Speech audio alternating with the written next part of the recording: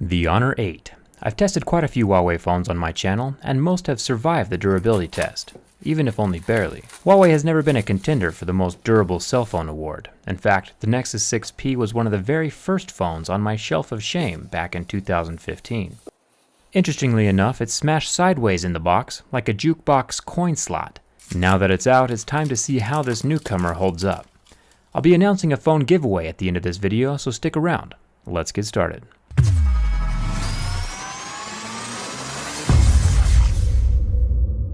The back glass of this phone is absolutely incredible. The reflections are not uniform, which gives off an extremely psychedelic 3D kind of vibe. If you're the type of person who rolls around without a protective skin or case, this phone is going to turn some heads. It's heavy too, which I really like, and the glass has a cold quality premium feel to it. Speaking of glass, it's time for the scratch test. As always, my Mohs picks tell me where the hardness of the screen falls. Plastic scratches at a 3, glass scratches at a 5 or a 6, and real sapphire will scratch at an 8 or a 9.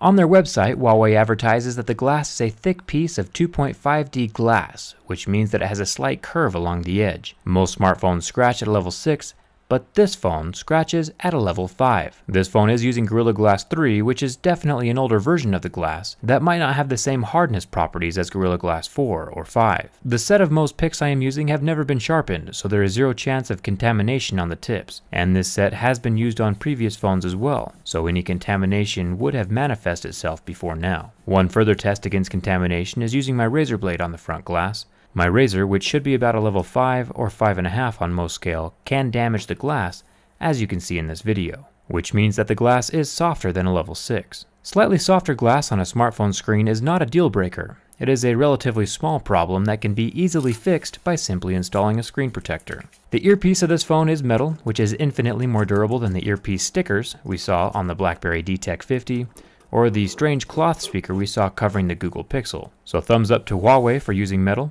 Now the back glass of the phone is interesting. Apparently the glass is made up of 15 different layers, which makes it incredibly trippy to look at.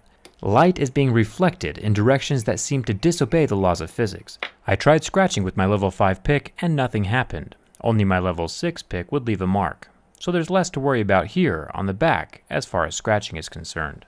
This is really good news for the dual 12 megapixel camera lenses up at the top, since they are also protected by this same piece of glass.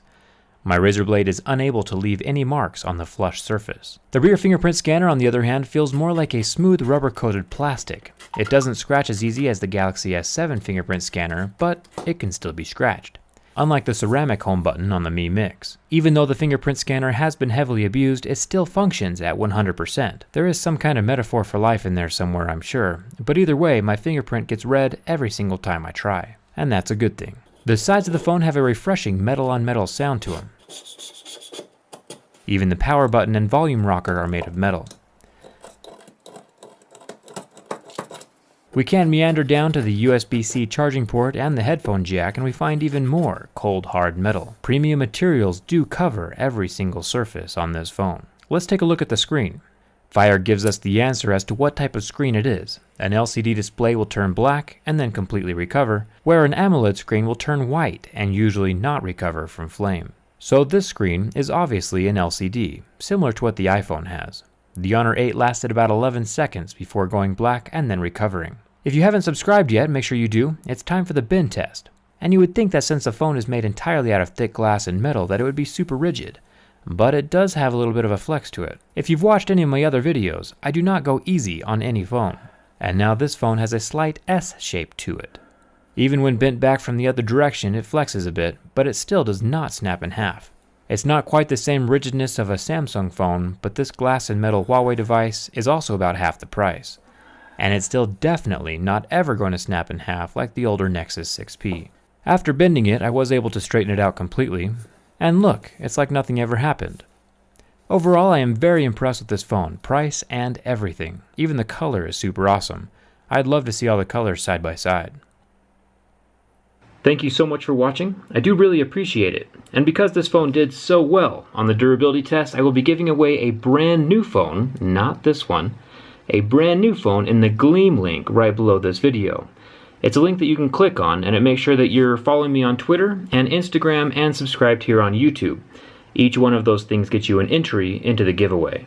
so you have 3 chances of winning. The contest is international and it will end 1 week from today. And remember that it's completely random, so telling me that your cat has cancer will not improve your chances of winning. Thanks for watching. I'll see you around.